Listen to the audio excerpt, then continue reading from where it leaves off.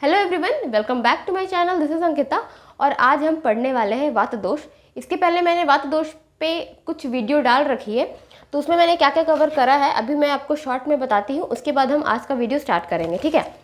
तो इस पर मैंने आई गेस वात दोष पे 3 या 4 वीडियो डाल रखे हैं, जिसमें मैंने कवर करा था इंट्रोडक्शन, व्युत्पत्ति, निरुक्ति, उत्पत्ति, कंपोजिशन, पर्याय डेट इज सिनोनियम्स, स्थान, लोकेशन, गुण, उसके क्वालिटीज एंड लास्ट कार्य डेट इज फंक्शन, ठीक है। तो आज के वीडियो में हम सब टाइप्स कवर करेंगे एंड नेक्स्ट वीडियो में हम पैथोलॉजी मतलब उसकी वृद्धि और उसके क्षय और उपक्रम के बारे में बात करेंगे, ठीक है। तो इससे हमारा 2 दिन के अंदर हमारा वात दोष खत्म हो जाएगा। तो चलिए आज का वीडियो में स्टार्ट करते हैं। जो टॉपिक है आज का, सब टाइप्स। तो ये 10th नंबर का पॉइंट है और ये जितने भी पहले जो मैंने वीडियो डाल रखे वो मैंने वीडियो आई बटन पे लिंक डाल रखी है, आप जाके देख लो। पहले आप वो देखना, फिर उसके बाद ये देखना, ताकि आपको अच्छे से समझ में आए एंड आप कहीं पर भी कंफ्यूज ना हो। तो इसमें भी हम सब टाइप्स पढ़ेंगे, फिर उसके स्थान भी देखेंगे और उस सब टाइप्स के फंक्शन भी देखेंगे। तो पहला श्लोक आता है सब टाइप्स का। प्राणादिभेदात पंचात्मा वायु। ये जो श्लोक है वो अष्टांग हृदय सूत्र स्थान 12 अध्याय से है, लिया गया है। इसमें बताया गया कि जो वात है वो 5 टाइप्स के होते हैं: प्राण, उदान, व्यान, समान, अपान, ठीक है। फिर यहाँ पे मैंने प्राण, उदान, व्यान, समान, अपान के श्लोक लिखे हैं। ये सबका रेफरेंस है अष्टांग हृदय सूत्र स्थान 12 अध्याय, आप वहाँ से जाके चेक कर सकते हो। इसमें मैंने श्लोक में क्या बताया गया है, उसके लोकेशन और उसके फंक्शन। सब टाइप्स में हमारा पहला आता है प्राण वायु। तो प्राण वायु सबसे पहले कि जो भी हम नेचर से यूजफुल एलिमेंट जो लेते हैं उसको लेने में प्राण वायु हेल्प करता है। जैसे कि हम एयर ले रहे हैं, चाहे फूड ले रहे हो, चाहे वाटर ले रहे हो, उन सब में प्राण वायु हमारी मदद करता है। वो पूरे बॉडी को सस्टेन करता है और ये वैसा एनर्जी है जिस पे हमारी लाइफ डिपेंडेंट होती है। ये था हमारा प्राण वायु का इंट्रोडक्शन। अब हम देखेंगे उसके स्थान, मतलब कहाँ कहाँ प्राण वायु पाया जाता है और उसके स्थान क्या क्या है। तो फर्स्ट ऑफ ऑल है इसका मूर्ध, मतलब हेड, ठीक है। और वो पास होगा ट्रैवर्स अलोंग उर, कंठ, मुख, जीवा, नासिका और कर्ण डेट इज उर मतलब थोरैक्स रीजन, कंठ हमारा जो गला that is throat, mouth, tongue, nose, ear. तो ये सब स्थान होता है। उसके बाद इसका फंक्शन क्या होता है प्राण वायु का। तो सबसे पहले होता है कि जिसका फंक्शन होती है प्रॉपर, जो भी फंक्शन हमारे बॉडी पे चल रहा है उसको वो मेंटेन करता है, ठीक है, प्रॉपर मेंटेन करता है।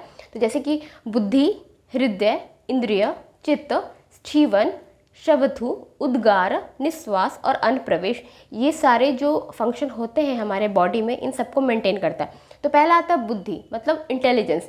तो ये प्रॉपर फंक्शन करता है, मतलब इंटेलिजेंस कैसे होना चाहिए, क्या होना चाहिए, वो सब प्राण वायु हेल्प करता है। हृदय का प्रॉपर फंक्शन, हृदय में यहाँ पे ब्रेन और हार्ट दोनों आ जाएगा, बट यहाँ पे ब्रेन को ज़्यादा इंपॉर्टेंस दिया है।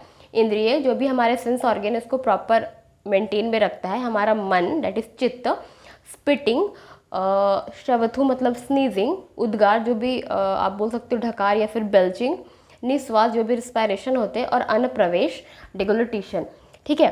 तो इन सब के फंक्शन को प्राण वायु मेंटेन करता है।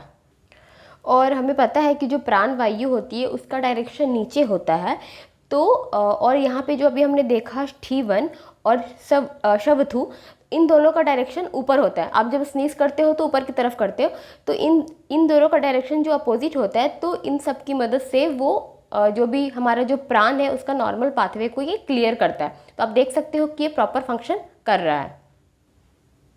और यहाँ पे जो चित्त है, यहाँ पर भी 3 आते हैं: धी, धृति, स्मृति। धी मतलब गुड और बैड चीज़ों का सिलेक्शन, धृति करेज और स्मृति मेमोरी। तो इन सबको भी ये प्रॉपर फंक्शन करने में हेल्प करता है। अब आता है कि अगर प्राण वायु का अगर विशेषण होता है, मतलब अगर वो प्रकोपित होता है, तो उससे कौन कौन से रोग हो सकते हैं। तो इससे हिक्का डेट इज़ हिक्कअप और ब्रोंकियल अस्थमा हो सकता है। और भी जो डिजीज़ होती है या फिर जो भी प्रॉब्लम्स होते हैं जो रिलेटेड होते हैं हमारे हेड से, हमारे थ्रोट से, हमारे माउथ, नोज, चेस्ट, प्राणवा स्रोतस और अन्नवा स्रोतस, वहाँ पर प्रॉब्लम अराइज हो सकता है। क्यों? क्योंकि अभी हमने देखा कि जो प्राण वायु के जो स्थान है यही सब स्थान होता है, ठीक है। फिर इसके सिम्टम्स क्या क्या देखेंगे, कोल्ड, कफ, ब्रीदिंग करने में डिफ़िकल्टी, डेगुलेशन में डिफ़िकल्टी, थकान होगी, मेमोरी का लॉस हो जाना, अनकॉन्शियसनेस और इवन कोमा में भी जा सकता है पेशेंट। तो ये प्राण वायु के दूषित होने पे ये कंडीशन हो सकते हैं, ठीक है। सेकेंड आता है हमारा उदान वायु। तो इसमें जो फर्स्ट पॉइंट है कि जो प्राणवात और उदानवात है, इन दोनों का जो एरिया होता है, एक्टिविटी एरिया, वो सेम हो सकता है, लेकिन उन दोनों का जो फंक्शन है वो डिफरेंट होगा। कैसे अभी हम देखते हैं। अभी हमने देखा प्राण वायु का जो डायरेक्शन होता है वो नीचे की ओर होता है, मतलब अनुलोमन होता है, जबकि जो उदान वायु का डायरेक्शन होता है अपोजिट होता है, मतलब ऊपर की ओर होता है, प्रतिलोमन होता है। इसका भी हम स्थान देखेंगे तो ये जो है ट्रैवल करता है, मतलब ये जो पास होता है नाभि टू नासा थ्रू गला, ठीक है। तो जैसे कि हम जो भी बोलते हैं या फिर जो भी हम काम करते हैं अपने माउथ वगैरह से, बोलना वगैरह, तो वो सब काम जो है हमारा उदान वायु करता है। तो इसका जो मेनली स्थान होता है वो उर प्रदेश होता है और इसमें अम्बिलिकस, चेस्ट, नेक का इन्वॉल्वमेंट होता है, ठीक है। और इसका डायरेक्शन होता है ऊपर की ओर। इन दोनों का आप रिवर्स कर देना, नाभि टू नासा, ठीक है, नॉट नासा टू नाभि।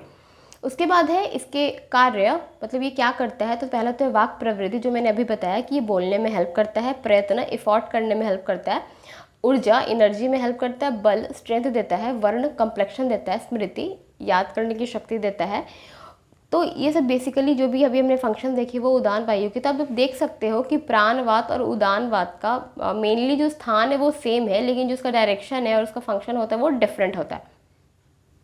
और उदान वायु का जो मेन फंक्शन होता है वो होता है उच्छ्वास, मतलब एक्सपायरेशन ऊपर की ओर। जो हमने डायरेक्शन देखा तो उस हिसाब से हम बता सकते हैं कि उसका काम क्या होगा। अगर आपको याद नहीं रहे कि प्राण वायु और उदान वायु क्या काम करता है, तो आप उसके डायरेक्शन को देख कर या फिर डायरेक्शन को याद रख के आप उसको लिख सकते हो आराम से एग्जामिनेशन में, ठीक है, एंड रिकॉल भी कर सकते हो। उसके बाद है कि अगर उदान का विशेषण होता है तो क्या क्या रोग हो सकते हैं। तो जो भी क्लैविकल के ऊपर जो भी ऑर्गन है उन सब में रोग हो सकता है, जैसे कि disease of nose, disease of year, disease of I, disease of mouth and disease of head, ठीक है। उसके बाद है कि अगर प्राण और उदान में जो भी कोऑर्डिनेशन है अगर वो बिगड़ती है तो उससे ब्रोंकियल अस्थमा, हिक्कप, डेट इज हिक्का, और स्पीच में एबनॉर्मेलिटी, मतलब बोलने की प्रॉब्लम, और कलर कंप्लेक्शन में प्रॉब्लम आ सकती है, ठीक है। थर्ड है हमारा व्यान वायु। व्यान वायु जो है वो पूरे बॉडी में फैला हुआ रहता है, ये पूरे बॉडी को ऑक्यूपाई करता है, ये बहुत ज़्यादा फास्ट होता है और इसका जो साइट होता है, मतलब जो स्थान होता है वो हृदय होता है, और ये पूरे बॉडी में ट्रैवल करता है विथ हाई वेलोसिटी। तो हम बोल सकते हैं कि इसका स्थान मेनली तो हृदय होता है, लेकिन जिसका एक्टिविटी एरिया है वो पूरा बॉडी होता है, क्योंकि वो पूरे बॉडी को कंट्रोल करता है। उसके बाद इसका अगर हम फंक्शन देखेंगे तो जो हृदय हम जानते क्या करते हैं, वो सर्कुलेशन में हेल्प करता है, उसके साथ साथ स्वेद श्रावण करता है, मतलब स्वेटिंग में भी हेल्प करता है, ओके। तो इसमें ये बताया जा रहा है कि हम लोग जानते हैं कि हमारे में हृदय पंप करता है ब्लड को, उसके बाद ब्लड सर्कुलेशन होता है, एंड जो भी ब्लड सर्कुलेशन हुआ, जैसे कि मैं बताती हूँ आपको, जैसे कि ये हमारा है लंग्स, ठीक है। यहाँ पे हम जानते हैं कि ऑक्सीजन और कार्बन डाइऑक्साइड का एक्सचेंज होता है, ठीक है, थ्रू ब्लड। और है यहाँ पे हार्ट, तो अगर ये प्योर ब्लड लेके गया हार्ट में, उसके बाद हार्ट ब्लड को पंप करेगा और वो पूरे बॉडी में देगा, ठीक है। तो पूरे बॉडी में ब्लड का सर्कुलेशन हो गया, वो भी ऑक्सीजनेटेड ब्लड का सर्कुलेशन हो गया। और जब सर्कुलेशन होगा तो वो टिश्यू को ऑक्सीजन देगा, न्यूट्रिएंट भी प्रोवाइड करेगा, और जो भी वेस्ट प्रोड्यूस होंगे टिश्यू से फ्रॉम मेटाबॉलिक प्रोसेस वो होगा, और वो स्किन के द्वारा निकलेगा थ्रू स्वेट। तो इसलिए बोला गया है जो हृदय है वो स्वेद श्रावण होता है, दैट इज स्वेटिंग में ये हेल्प करता है। आई होप आपको समझ में आया होगा ये वाला जो मैंने बताया अभी आपको।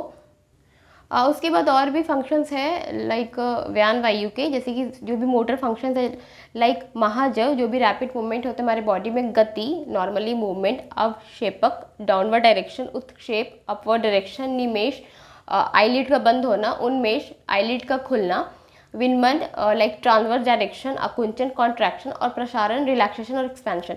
ये जो मैंने लास्ट में जो बोला निमेश, उन्मेष, विनामान, अकुंचन और प्रसारण, वो आप पदार्थ विज्ञान में भी पढ़ोगे, वहाँ पे आपको एक्सप्लेनेशन से बताया गया है, एक्सप्लेन करके अच्छे से। तो ये सब भी व्यान वायु लाइक फंक्शन को कंट्रोल करता है, ठीक है। अब है कि अगर व्यान वायु का अगर विशेषण होता है तो कौन कौन से रोग हो सकते हैं। तो अभी हमने देखा कि इसका जो एक्टिविटी एरिया है यहाँ व्यान वायु का, ये पूरा बॉडी होता है। तो डिजीज़ है जो कोई भी बॉडी पार्ट में हो सकता है। कॉमन प्रॉब्लम देखा गया यहाँ पे कार्डियक प्रॉब्लम्स, जैसे कि कार्डियक अरेस्ट, हाइपरटेंशन और सर्कुलेटरी प्रॉब्लम, और वैसा प्रॉब्लम जो स्वेटिंग से रिलेटेड हो, ठीक है। फोर्थ है हमारा समान वायु। समान वायु को ऐसा बोला गया कि वो बैलेंस्ड होता है और वो हमारे पूरे बॉडी को बैलेंस स्टेट पे रखता है। इसका जो स्थान होता है वो जाठर अग्नि के पास होता है और वो पूरे मतलब जो कोष्ठ होता है वहाँ पे ट्रैवल करता है, और ये लास्ट धातु तक एक्सटेंड होता है, दैट इज शुक्र। अब आता है हमारा फंक्शंस। तो जो समान वायु है वो क्या क्या फंक्शन करता है, क्या क्या कार्य करता है। तो पहला तो है गृहनति, दैट इज फूड को रिसीव करता है, पाचन, फूड का डाइजेशन करता है। सार किट विभाजन, दैट इज आप बोल सकते हो विवेचन, यूजफुल और वेस्ट पार्ट को अलग करता है। मुनक्षति, जो भी वेस्ट मटेरियल जो होते हैं हमारे बॉडी से सीक्रेट, उसको अपने पाथवे में भेजता है। अग्निबल प्रधान, स्ट्रेंथ देता है डाइजेस्टिव फायर को, और शुक्र और आर्तव को भी कंट्रोल करता है, ठीक है। तो और हम लोग यहाँ पे हम जानते हैं कि जो भी डाइजेशन के लिए जो भी रिस्पॉन्सिबल होता है वो मेनली पाचक पित्त इन्वॉल्व होता है, लेकिन डाइजेशन में जो फंक्शन होता है, मतलब जो उसको फंक्शन को हेल्प करता है, वो समान वायु हेल्प करता है इनडायरेक्टली, क्योंकि अभी आपने देखा समान वायु जाठर अग्नि के पास रहता है। तो समान वायु अगर नॉर्मली कंडीशन में, मतलब बोल सकते हो प्रॉपर कंडीशन में वहाँ अवेलेबल हुआ, तो वो अग्नि को बढ़ाएगा और वो फिर वो डाइजेशन में हेल्प करेगा। तो इसलिए बोला गया है कि समान वायु इनडायरेक्टली हेल्प करता है। वो कैसे हेल्प करता है, यहाँ पे सिक्रीटिंग मैकेनिज्म में और अलग अलग मूवमेंट करने में हेल्प करता है, जैसे कि पेरिस्टाल्सिस, सेगमेंटेशन, रेगुलेटेशन और प्रोपल्सन। उसके बाद है कि कौन कौन से रोग हो सकते हैं समान वायु के विशेषण से। तो पहला तो डाइजेशन डिस्टर्ब हो जाएगा, क्योंकि अभी आपने देखा कि इसमें पूरा रिलेशन अग्नि और डाइजेशन से है। अग्नि मंद हो जाएगी, अतिसार हो सकता है, और प्रॉब्लम्स भी हो सकते हैं जैसे कि indigestion, acidity and vomiting and etcetera. अब हमारा लास्ट आता है बट नॉट द लीस्ट, अपान वायु, जो फिफ्थ पार्ट है, लाइक फिफ्थ टाइप्स है वात दोष का। तो इसका जो साइट होता है, स्थान होता है, वो अपान देश होता है, मतलब लोअर पार्ट ऑफ ट्रंक, और you can say lower abdomen, और ये पास होता है अलोंग श्रोनी, दैट इज पेल्विस रीजन, बस्ती, ब्लाडर, मिद्र और लिंग्र, external genital apparatus of each sex and उरू, दैट इज थाई। तो इन सब में ये पास होता है और मेनली ये सिचुएट होता है अपान देश में।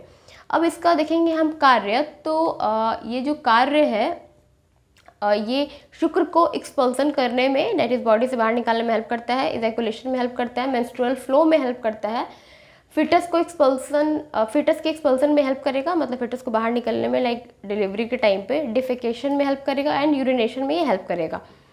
उसके बाद है कि अपान वायु से कौन कौन से रोग हो सकते हैं। तो पहला तो इसमें है कि सीरियस डिजीज़ हो सकता है related to bladder, that is बस्ती एंड रेक्टम, एंड इसमें मिसकैरेज और अबॉर्शन होने के भी चांसेस हैं। तो ये हमारे थे वात दोष के सब टाइप, जो कि मैंने कंप्लीट करा दिया। हम अब नेक्स्ट वीडियो में हम देखेंगे पैथोलॉजी एंड उपक्रम। So that's of today. I hope कि आपको ये वीडियो पसंद आई होगी। अगर पसंद आई होगी तो लाइक एंड कमेंट कर देना एंड शेयर भी कर देना। So thanks for watching and bye bye.